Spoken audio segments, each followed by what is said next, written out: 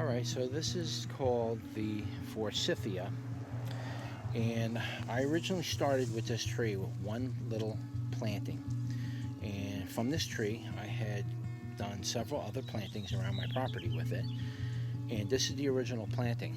This tree or bush or whatever you want to call it is growing absolutely out of control, and it's enormous. It makes these beautiful yellow flowers. It's great for a privacy hedge. Grows very fast. It's very adaptive to many soil conditions. But one of the problems is it likes to spread very fast, very heavy, very strong. So what I would suggest is not growing this anywhere near your gardens. If you have like a 1 to 10 acre piece of property, this would be good for a privacy hedge because you don't mind it spreading out 10 or 15 feet wide. But if you're in a very tight situation, I don't recommend this tree or this bush or vine or whatever you want to call this thing. This thing is spreads like a disease. I mean, look at this.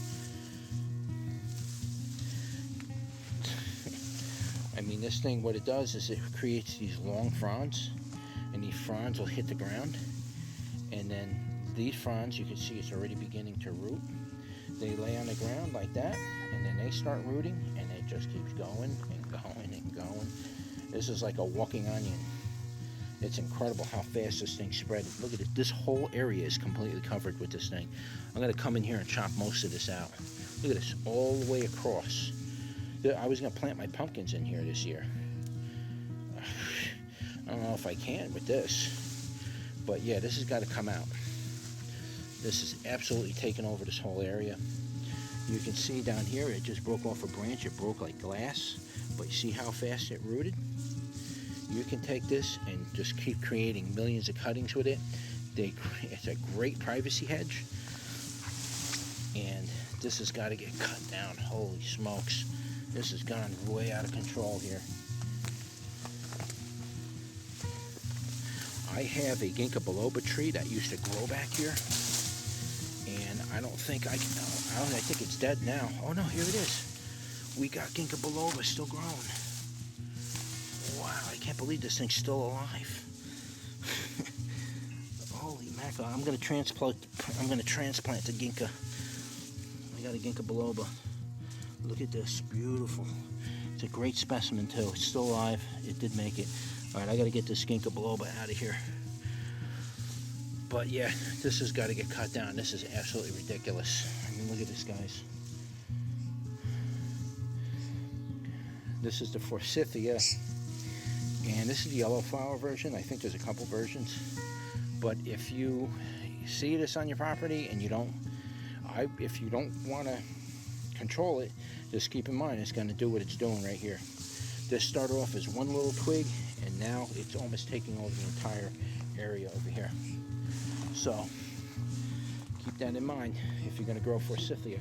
Here, I'll show you something with those. See, now this is a Forsythia that I planted 2 little cuttings over here, and the more you cut this plant was cut down to the ground. Look how big this thing is getting already. I cut this thing down to the ground, guys, and I mean, this thing is, I can't even see where the stem of it used to be down here. Look at this. Look at the size of this thing. Same thing with this one. I cut this one all the way down, and it's just growing absolutely enormous and out of control. Look, it shoots all these branches off. Something you want to get under control. Unless you have a lot of property and you don't mind it growing out of control. But if you're like on a tight property, and you got to be real careful on what you let grow on your property. Be real careful with this one. This one will spread seriously hardcore. This is the leaf. Alright, and sometimes the leaf looks like this with the jagged edges on each side. Sort of looks like a sassafras, but that's not what it is. It makes yellow flowers. Unfortunately, it makes yellow flowers very early in the season. We're talking like February, March. It makes those flowers, and then after that, you don't see any more flowers. Just goes right into this massive vegetative growth state. But if I had the flowers to show you, I'd show you. I may do an update just specifically on the flowers. I'll add it to the flowers playlist. But here's another leaf. Kind of makes distorted leaves, but most of the leaves are going to look like this. And the stems are going to look like this. It's kind of soft and chewy. I also, too, I had cut all these stems. I cut this thing down to the ground, and I took those stems and I just threw them over here for the winter because I just wanted to get it out of the way and let it all die here, and I'll drag all the dead branches to the back. I'll chop them up in a wood chipper and just get rid of it, you know. So I threw them down here. Those branches lived through the whole winter. Cut, nothing feeding it, stayed alive, just laying on the top of the ground in a big pile of branches all winter, and it was almost starting to put out roots. I just recently grabbed it and dragged it back there and got it out of here. That thing wasn't even connected to anything, and it was already putting out roots. Just to give you an idea on how this plant, aggressive this plant is.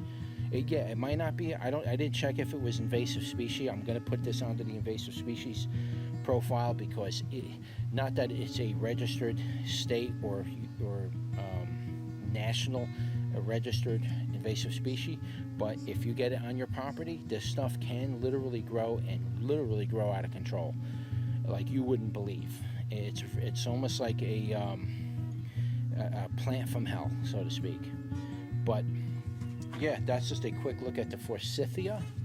And if you have any questions, just comment below, and I will leave information for it in the description below, anything I can find on it, with some images. And that's it. If you like this video, like, share, and subscribe, and I will see you on the next one. Take care.